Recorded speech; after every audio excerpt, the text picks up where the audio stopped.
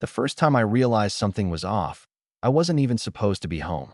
I'd left my headphones in my room and came back halfway across campus to grab them before my afternoon class. It should have taken 2 minutes. Run upstairs, grab the case, leave. Instead, I ended up frozen at the top of the stairwell, listening to my name come out of Elliot's mouth. And the way he was talking about me, it wasn't casual. It wasn't friendly. It was personal. Elliot and I had been roommates for about 8 months at that point. Same apartment, 2 bedrooms, shared kitchen, the usual cheap college setup. We weren't best friends, but we got along easily. He was one of those guys who didn't try too hard to be likable, but somehow was anyway. Calm, sarcastic, quietly funny when you caught him in the right mood. Tall, broad shoulders, messy dark hair he never bothered to style. Engineering major. Gym at 6 a.m. type. The kind of guy who looked like he had his life under control even when the rest of us were barely surviving midterms. And me? I was Kyle. Communications major. Chronic overthinker. Professional avoider of awkward conversations. Which is why, when I heard my name from downstairs, I should have just kept walking. But I didn't. I'm telling you, it's not like that, Elliot was saying. He was in the living room. I could hear his voice clearly through the stairwell. He must have been on the phone. I stopped without even realizing it. A pause. Then Elliot again, quieter this time. No, man. He doesn't know. My stomach dropped. I should have walked away right then. I know that now. But when you hear your name mixed with a sentence like that, your brain doesn't exactly make good decisions. I stayed. Another pause. Whoever he was talking to must have said something long, because Elliot let out this slow exhale that sounded like frustration. It's not a crush, he said. My chest tightened. Okay, now I really should have left. But yeah, he added after a second, voice softer, almost like he was admitting something he didn't want to say out loud. I think about him. A lot. I don't know what emotion hit first. Shock, confusion, or that weird electric feeling you get when something you never expected suddenly becomes possible. Because here's the thing. I'd been trying very hard not to think about Elliot like that since the day I moved in. And apparently, that effort might have been mutual. I stayed there for maybe 10 more seconds, heart pounding so loud I was sure he'd somehow hear it upstairs. Then he said the sentence that really messed me up. I just don't want to screw up what we have. He's important to me. Silence. Then, quieter. Yeah, Kyle. That was my cue. I grabbed my headphones from my room as fast and quietly as possible, walked back down the stairs, and left the apartment like nothing had happened. Except everything had happened. I didn't focus during class. I didn't hear a single word the professor said. I just kept replaying the conversation in my head, over and over, trying to figure out if I'd misunderstood something. Maybe he was talking about someone else. Maybe it wasn't that kind of thinking. Maybe. But no. The tone. The hesitation. The way he said my name. There wasn't a lot of room for misinterpretation, which raised a bigger problem. What the hell was I supposed to do now? Because before that afternoon, my situation with Elliot had been simple. He was my roommate. My very attractive roommate. My very attractive roommate who sometimes walked around the apartment in sweatpants and no shirt and had absolutely no idea how hard I tried not to look. We had our routine. Late night takeout. Arguing over what to watch. The occasional gym trip together where I pretended I wasn't very aware of how close he stood when he spotted me. It worked because it was safe. Because nothing was supposed to happen. Now, suddenly, there was this tension. Except he didn't know that I knew about it. And that somehow made it worse. When I got back to the apartment that evening, Elliot was in the kitchen making something that smelled like chicken and whatever healthy people put on chicken. He glanced up when I walked in. Hey, he said like always. Normal. Casual. No sign that anything had changed. Hey. I answered, trying to match his tone. I went to the fridge mostly, so I'd have something to do with my hands. Class okay, he asked. Yeah. Lie. He nodded, turning back to the stove. For a few seconds, the only sound was the pan sizzling. Then he said, You were home earlier? My heart stopped. I tried to keep my voice steady. Yeah. Forgot my headphones. Oh. Another pause. And then he added, I didn't hear you come in. I was in a rush. That part, at least, was true. He nodded again. No suspicion. No awkwardness. Which meant one of two things. Either he had no idea I'd overheard him, or he was very, very good at pretending. I grabbed a bottle of water and turned to leave the kitchen, but as I passed behind him, he stepped back at the same time. We bumped into each other. It wasn't a big collision, just shoulders and arms. But for some reason, neither of us moved right away. His hand came up automatically, steadying me by the side. And it stayed there, just for a second too long. When I looked up, he was already looking at me. And for the first time since I'd known him, Elliot looked nervous. "Sorry," he said quietly. "It's fine." Neither of us moved. The kitchen suddenly felt very small, very quiet, very aware. Then he cleared his throat, dropped his hand, and turned back to the stove like nothing had happened. But something had, because now I wasn't just wondering if Elliot thought about me. Now I was starting to wonder if he knew I was thinking about him too. And the worst part? I wasn't sure how much longer either of us was going to be able to pretend we didn't notice. That night was torture, not in some dramatic, movie scene way. Just the quiet, slow kind where your brain refuses to shut up. I lay in bed staring at the ceiling, replaying every interaction Elliot and I had ever had. Like suddenly, there were hidden meanings buried in all of them. The gym sessions. The way he'd sometimes text me even when we were in different rooms. "You want food? You alive in there?" Movie night. The way he always waited for me if we were leaving the apartment together. The way he'd sit just a little too close on the couch. The way his knee would press against mine and neither of us would adjust. Had that all been accidental? Or had we both just been cowards? I rolled onto my side, exhaling hard into my pillow. Because here was the bigger problem. If I hadn't overheard him, I would have kept pretending forever. Now I couldn't unhear it. I think about him. A lot. The words wouldn't leave my head. And the stupidest part? The part one hated admitting to myself? I liked that he did. The next morning, I woke up early. Not because I had to. Because I couldn't sleep. I could hear movement in the kitchen, cabinets opening, coffee machine humming. Elliot was up. He always was before me. For a second, I considered staying in my room. Avoiding him. Buying myself time to figure out how to act normal. But that felt worse. So I dragged myself out of bed and walked into the kitchen like nothing was eating me alive. Elliot was standing by the counter in gray joggers and a black tank top, pouring coffee into his mug. His hair was still messy from sleep. He glanced up. "Morning." God, he looked unfairly good before 8 a.m. "Morning," I muttered, heading for the cabinet. There was a weird energy between us. Subtle, but there. Or maybe that was just me being hyper-aware now. I grabbed a bowl and almost dropped it because my hands felt stupidly unsteady. "You good?" he asked. "Yeah, just tired." He studied me for a second longer than necessary. Then, "You sure?" There was something in his tone. Concern? Suspicion? My pulse kicked up. Was he wondering if I'd heard him yesterday? I forced a shrug. Why wouldn't I be? He hesitated. And for a split second, I thought he was going to say something. Confess. Ask. Push. But instead, he just nodded slowly. Just checking. I poured cereal I didn't want and leaned against the counter across from him. We stood there in silence for a few seconds. The kind that feels louder than noise. Then he said it. "Kyle." My stomach flipped. "Yeah." He opened his mouth, closed it, ran a hand through his hair. And that was when I realized something. Elliot didn't get nervous. He was the calm one, the steady one, the guy who handled everything without flinching. But right now, he looked like he was arguing with himself. Finally, he shook his head lightly. "Nothing." And that single word somehow frustrated me more than anything. The tension didn't explode. It built. Over the next few days, everything felt amplified. If his hand brushed mine grabbing the remote, I felt it all the way up my arm. If he stood behind me in the kitchen, I was painfully aware of the heat of his body.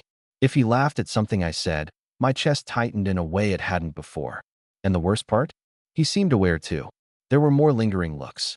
More moments where our eyes held just a second too long. More almost sayings. Like Thursday night. We were on the couch watching some random show neither of us was paying attention to. The apartment lights were dim. It was late. My leg was stretched out across the couch. His was bent, knee angled toward me. At some point, our knees touched. Neither of us moved. 10 seconds. 20. A minute. I could feel my heartbeat in my throat. Then Elliot shifted slightly, not away. Closer. Just enough that our legs pressed fully together. It was subtle. If anyone else had been in the room, they wouldn't have noticed. But I did. And I knew he did too. I swallowed.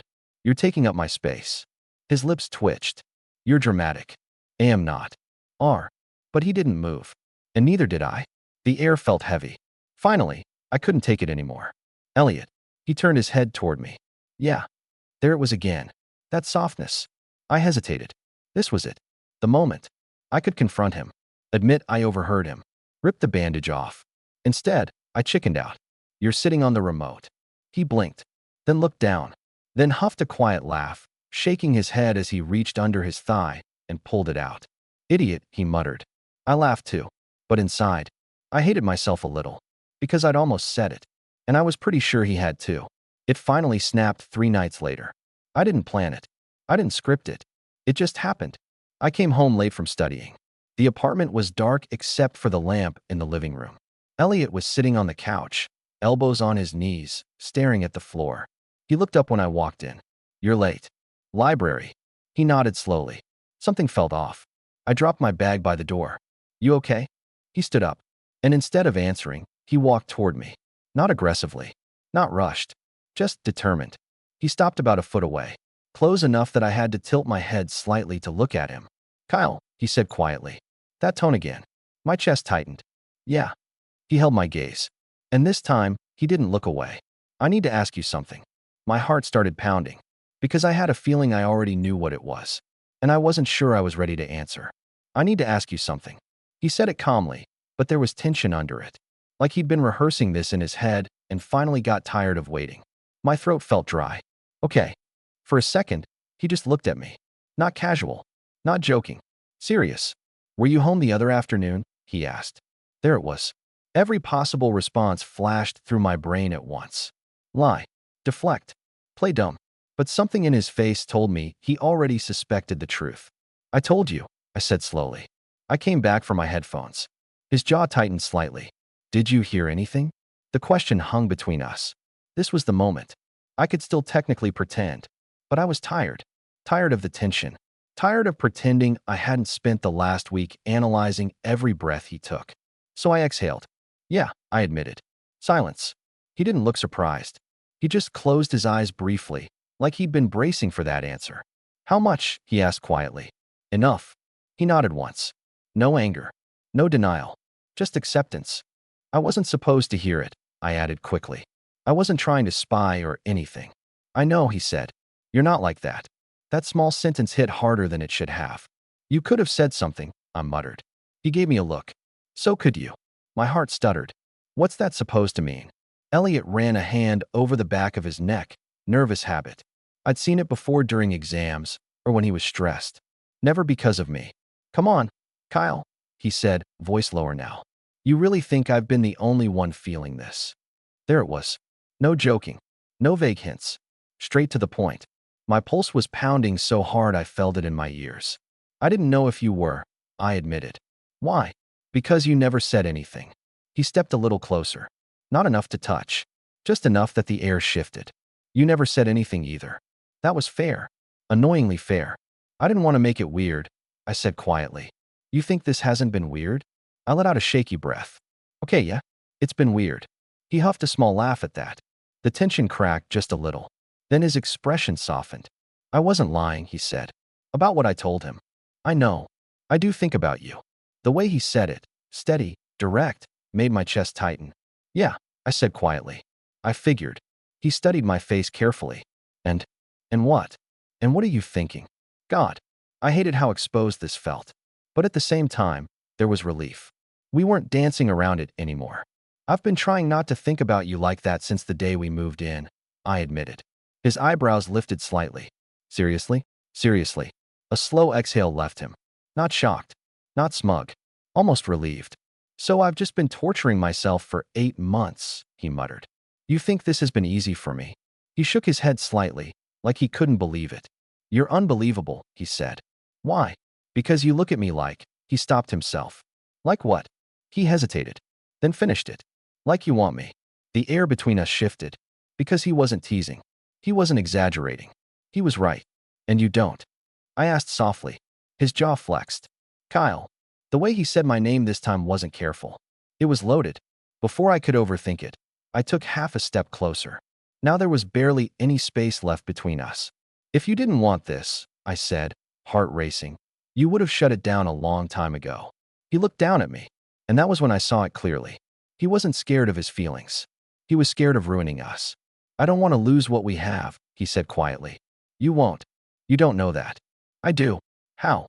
Because we've already been walking around like this for months, I said. And we're still here. That made him pause. He searched my face like he was looking for doubt. He didn't find any. The tension finally snapped. Not explosively, not dramatically, just honestly. His hand came up slowly, giving me every chance to step back. I didn't. His fingers brushed my waist. Light. Careful. Tell me to stop, he murmured. I didn't. Instead, I reached for him first. And that surprised both of us. My hand fisted lightly into the fabric of his shirt. I'm done pretending, I said quietly. Something changed in his expression right then, like a decision had been made. He leaned down and paused just inches from my face, close enough that I could feel his breath, close enough that I could see the hesitation flicker one last time. You're sure? He asked. I nodded. Yeah. And that was when he finally kissed me. Slow at first, testing, like he still wasn't convinced this was real. But the second I kissed him back, any uncertainty vanished. His hand tightened at my waist. Mine slid up into his hair. And suddenly 8 months of tension crashed into a single moment. It wasn't rushed. It wasn't messy. It was intense in that quiet, grounded way that feels overdue. When we finally pulled apart, both of us were breathing harder than we should have been. He rested his forehead against mine. Well, he muttered. I let out a shaky laugh. Yeah, I guess that answers that. Guess so. We stood there for a second, just adjusting to this new reality. Then he asked the question neither of us had thought through. So what now? And honestly, I didn't know. But for the first time since I'd overheard him say my name like that, I wasn't scared of finding out. So what now? That question hung there between us, heavier than the kiss had been. Because kissing was instinct. This was real life. We were still roommates, still sharing a lease, still existing in the same 2-bedroom apartment with thin walls and 1 bathroom and a couch we'd both claimed as ours. And now we'd crossed a line we couldn't uncross. I let out a slow breath. I don't want this to be a one-time thing. Elliot's eyes searched mine instantly. It's not. There wasn't even hesitation in his voice. You don't sound unsure, I said. I'm not unsure about you, he replied quietly. That did something to my chest. But, I asked. He sighed lightly. But I'm trying to think like a responsible adult for 5 seconds. I laughed softly. Since when do you do that? Since I realized I'm into my roommate, and that could either be amazing or a complete disaster. Fair. So we don't rush, I said. We don't blow up our entire lives overnight. We just see what this is. His jaw flexed slightly. You're not scared? Terrified, I admitted. But not of you. That seemed to settle something in him. He nodded slowly. Okay, he said. Then we do this right. And what does right mean? It means I don't hide it, he said firmly. I don't treat you like some secret. The word secret hit hard. Were you planning to? I asked quietly. No, his expression softened. I was just scared. Of what? He hesitated. Of being wrong, he admitted. Of wanting something you didn't. That made me smile a little. You heard yourself, right? I said. You weren't exactly subtle. He rolled his eyes. Apparently. We stood there for another second, still close enough that I could feel the warmth from him. And then something shifted again. Not heavy, not dramatic, just natural. His thumb brushed lightly against my waist. You're staying up? He asked. Wasn't planning on sleeping right now. He nodded toward the couch. Sit with me. That felt different than before. Before, it was just routine. Now it was intentional. I sat. He sat next to me. Close. Not touching at first. Then our legs brushed again. This time, neither of us pretended it was accidental. Can I ask you something? He said quietly. Yeah. When did you start feeling it? I exhaled slowly. Probably the first month. He blinked. What? You came back from the gym one morning and walked into the kitchen half asleep, I said. You didn't realize your shirt was inside out. He stared at me. And that's when you knew? He asked, incredulous. I realized I was paying way too much attention. I corrected. A slow grin spread across his face. You're unbelievable. You already said that. And I meant it both times. He leaned back slightly, studying me like he was seeing me clearly for the first time. You know what messed me up? He said. What? You'd always look away first. That caught me off guard. I did not. You did, he insisted. Every time it got too intense. I frowned. I thought you were the one pulling back. He shook his head lightly. We're idiots, he said. Yeah. But at least we're honest idiots now. That made me laugh.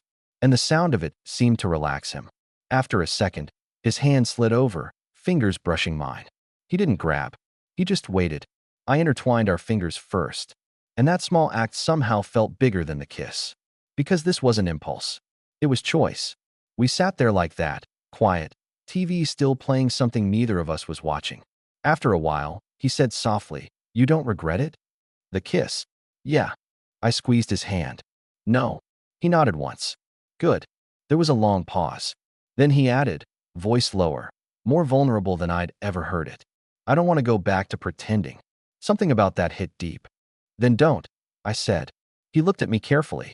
You're okay if this changes things? It already has, I replied. He exhaled slowly, like that truth both scared and steadied him. Then, after a beat, stay here tonight. It wasn't suggestive. It wasn't rushed. It was soft. I hesitated for half a second. On the couch. He smirked slightly. I mean, my room's more comfortable. My heart thudded once. You sure? He held my gaze steadily. I'm not asking for anything you're not ready for, he said. I just don't want to sleep pretending nothing happened. That honesty undid me. Okay, I said quietly. We stood. He didn't let go of my hand. Walking down the hallway felt surreal. Familiar space, completely different meaning. When we stepped into his room, the air felt heavier somehow. Not tense, just aware. He shut the door gently, turned back to me, and for a second, neither of us moved. Because this was the real next step. Not just a kiss in the living room. Not just hands intertwined. This was choosing each other without an audience. You still sure? He asked softly. I stepped closer, close enough that I could feel his breath again. I wouldn't be here if I wasn't. And this time, when he kissed me, there was no hesitation left at all. The second kiss wasn't careful. It wasn't testing. It was all the tension we'd been holding back for months, finally finding somewhere to go. His hands slid to my waist again, but this time they didn't hesitate. They pulled me in fully, like he was done pretending distance mattered. I felt it immediately, the difference. There's something about knowing you're wanted that changes everything. I wasn't guessing anymore. I wasn't hoping. I wasn't reading into glances or overanalyzing touches. He was here, with me, choosing this, choosing me. My hands moved up into his hair again, and he let out this quiet exhale against my mouth that felt almost involuntary. Okay, he murmured breathlessly when we finally broke apart for air. Okay, what? I asked, still close enough that my voice brushed his lips. I've thought about this way too many times. That made me laugh softly. You planned it. No, he said, shaking his head slightly. But I imagined it. My stomach flipped. Was it accurate? I asked. His eyes darkened just a little. Better. That look alone nearly wrecked my composure. But then something shifted in his expression. Not desire fading, just grounding. He stepped back slightly. Not far. Just enough to create space. I don't want this to be reckless, he said quietly. It doesn't feel reckless. It could be, he replied. If we let it. That was Elliot. Even now. Even here. Always thinking ahead. Always protecting. I don't want this to be some late-night impulse we pretend didn't happen in the morning, he continued. I don't want you wondering if I regret it. Do you? I asked. No. Immediate. Solid. And I don't want to wake up and have you acting distant because it feels easier, he added. That stung a little. You think I do that? I think you overthink everything, he said gently. And I don't want your brain convincing you this was a mistake. He wasn't wrong. I let out a slow breath. It's not a mistake. He studied my face carefully, searching for cracks in that answer. Finding none. Good, he said quietly. There was another pause. Then he reached for my hand again. Can we just take it slow tonight, he asked. Slow how? He smiled faintly. Stay? Talk. Be close. Without rushing 10 steps ahead. That made my chest loosen. Because the truth was, I didn't want to rush either. I didn't want this to feel like it was built on impulse. I wanted it to feel real. Yeah, I said. Slow sounds good. Relief flickered across his face. He sat down on the edge of his bed, still holding my hand, gently tugging me with him. I sat beside him, close, but not collapsing into each other. Just there.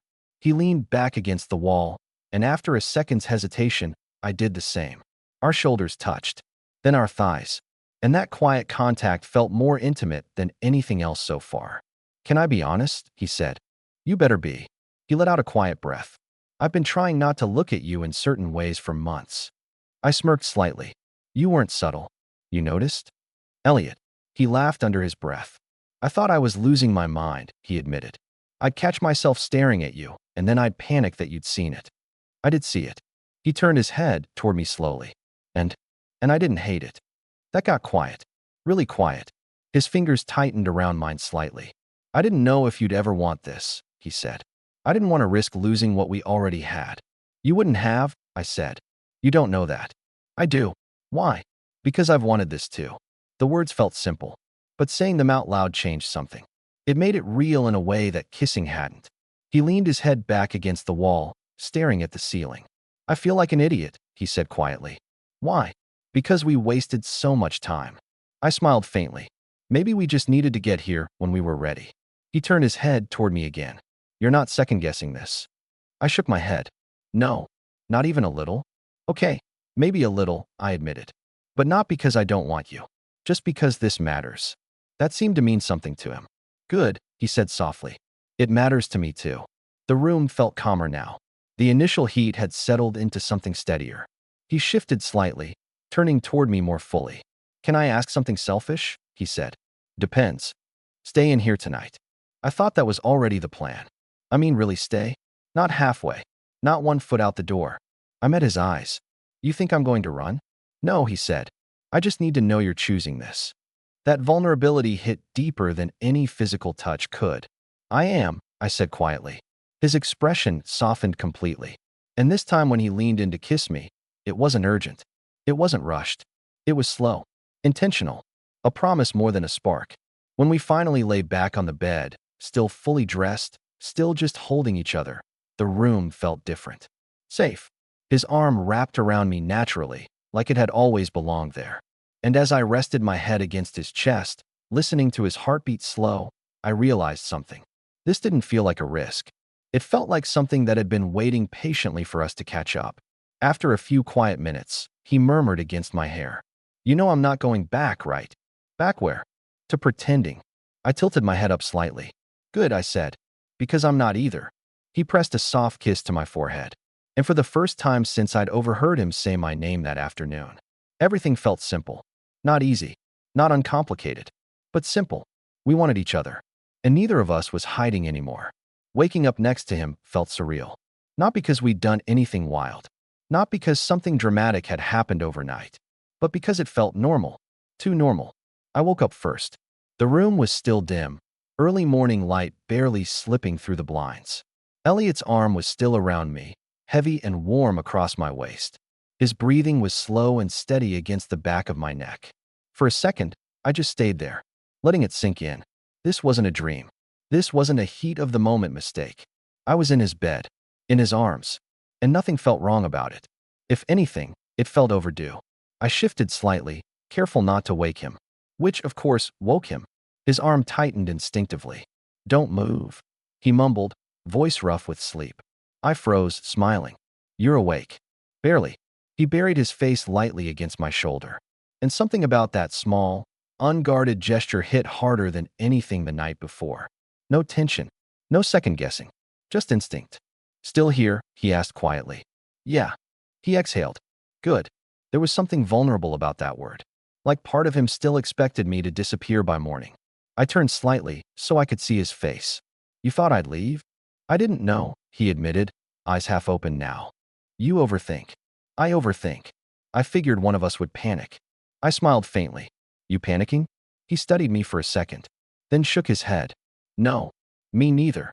That seemed to settle something between us. He brushed a thumb lightly over my side. Last night wasn't just a we'll see what happens thing, he said. I know. I'm serious, Kyle. So am I. He held my gaze. And then something changed in his expression. Not doubt. Just realization. This means people are going to know, he said quietly. There it was. The real-world part. Our friends. Campus. Mutual circles. Yeah, I said. You okay with that? I hesitated. Not because I was ashamed, but because it was a big shift. I don't want to hide, I said honestly. Neither do I. But I also don't want to make it a big announcement. Agreed. We were quiet for a second. Then he added, I told Jake. That caught me off guard. You did? Yeah. He's the one I was on the phone with. My stomach flipped at the reminder. He knew? He suspected, Elliot admitted. He's been calling me out for months. I couldn't help laughing softly. Great. So everyone saw it except us. Pretty much. He smiled faintly. Then his expression turned more serious again. I don't care what anyone thinks, he said. I just care that you don't pull away if it gets real. That word again. Real. It's already real, I said. He searched my face. You're not scared? I am, I admitted. But not because of being with you. He nodded slowly. Then what? Because if this goes wrong, it'll hurt. That hung in the air. He didn't brush it off. Didn't give some empty reassurance. Instead, he shifted closer. It will, he said honestly. That wasn't what I expected. But I'd rather risk it than keep pretending, he added. That was Elliot. Always steady. Always choosing the harder, honest option. I'm not going anywhere, I said quietly. Good, he murmured. He leaned in and kissed me again, soft, unhurried, like he was still adjusting to the fact that he could. No tension, no doubt, just warmth. After a while, we finally got up. Walking into the kitchen together felt strange in a completely new way. Not because anything had changed physically, but because everything had shifted internally. We weren't roommates pretending nothing was there anymore. We were something else. He moved around the kitchen like usual, coffee, toast, whatever healthy thing he'd convinced himself he liked. But now, every small glance meant something. Every brush of fingers wasn't accidental. At one point, as he reached past me for a mug, his hand slid briefly to my lower back. Not hidden, not secretive, just there. And that small confidence did something to me. Are we telling anyone? I asked casually. He glanced over his shoulder. Who? I don't know. The world. He smirked slightly. You trying to go public 24 hours in? I'm asking. He turned fully toward me, leaning back against the counter. We don't owe anyone a press release, he said. But I'm not hiding you. That phrase hit harder than it should have. Not hiding you. I like that, I admitted. Good. There was a quiet beat. Then he added, but maybe we start with not making out in front of the microwave. I laughed. Fair. The apartment didn't feel tense anymore. It felt lighter, like something that had been hovering between us for months had finally settled into place. Later that afternoon, when we were both sitting on opposite ends of the couch, working on our laptops like usual, our feet found each other naturally. No hesitation, no panic, just quiet contact. And that was when it really sank in. This wasn't a secret overheard on a staircase anymore. This wasn't stolen glances or unfinished sentences. This was us. And for the first time since that afternoon, there was nothing left unsaid between us. It didn't blow up. That's what surprised me most. There wasn't some dramatic shift the next day. No awkward silences. No sudden realization that we'd made a mistake. If anything, it felt like something had clicked into place. But that didn't mean it was effortless. 3 days after we kissed for the first time, we ran into Jake on campus. And of course, Elliot didn't give me a heads up. We were walking side by side toward the student center, not holding hands, but close enough that our shoulders brushed every few steps. Comfortable. Jake spotted us first. Well, he called out, slowing down in front of us with that smug grin. About time. I froze. Elliot didn't. Shut up, he said casually, but there was zero denial in his tone. Jake looked between us like he was watching a reality show finally reach the confession episode. So I'm assuming the dramatic internal conflict is over? I glanced at Elliot. He told you everything? Not everything, Jake said. Just enough to know he's been staring at you like a lovesick idiot for months. Elliot groaned. You're the worst. I tried not to smile. Relax, Jake added, tone softening. I'm happy for you guys. Guys. Plural. That word hit different. He clapped Elliot on the shoulder. About time you stopped pretending. Then he walked off like he hadn't just confirmed our relationship to the universe. We stood there for a second. That was subtle, I muttered. Elliot glanced at me. You okay? I searched myself for panic. For shame. For regret. None of it was there. Yeah, I said honestly. I am. He studied me carefully, making sure. Then nodded. Good. That night, back at the apartment, something shifted again. Not in a dramatic way, but in the quiet details. We weren't hovering in doorways anymore. We weren't hesitating before sitting close. We weren't pretending not to touch. At one point, I was standing at the counter scrolling on my phone when Elliot came up behind me. Before, that kind of closeness would have felt charged. Now, it felt natural. His hand slid lightly to my waist. Not testing, not cautious, just there. You still good? He murmured near my ear. Yeah, I said softly. He pressed a small kiss against the side of my head. Simple, uncomplicated, mine. And that was when it really hit me. This wasn't about tension anymore. It wasn't about the secret I overheard. It wasn't about the adrenaline of finally admitting something. It was about consistency. The way he checked in. The way he didn't hide it. The way he didn't flinch when someone like Jake joked about it. Later that night, we were back on the couch, like always. But now my legs were draped across his lap without thought. His fingers traced slow patterns over my knee while we watched something neither of us cared about. "I've been thinking," he said after a while. "That's dangerous." He squeezed my leg lightly. "Shut up." I smiled. "I mean it," he continued. "We should probably talk about what this actually is." I lifted my head to look at him. "You want a label?" "I want clarity." "Okay." He took a breath.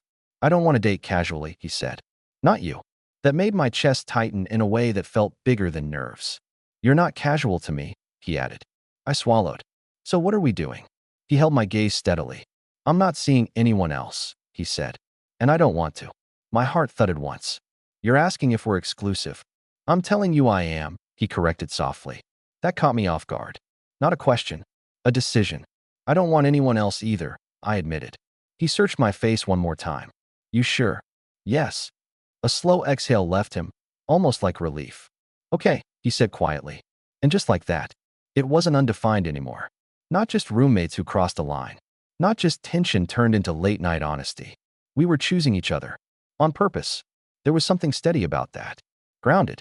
No fireworks exploding in the background. No dramatic music playing. Just two guys on a couch, quietly deciding this mattered. After a while, I rested my head against his chest.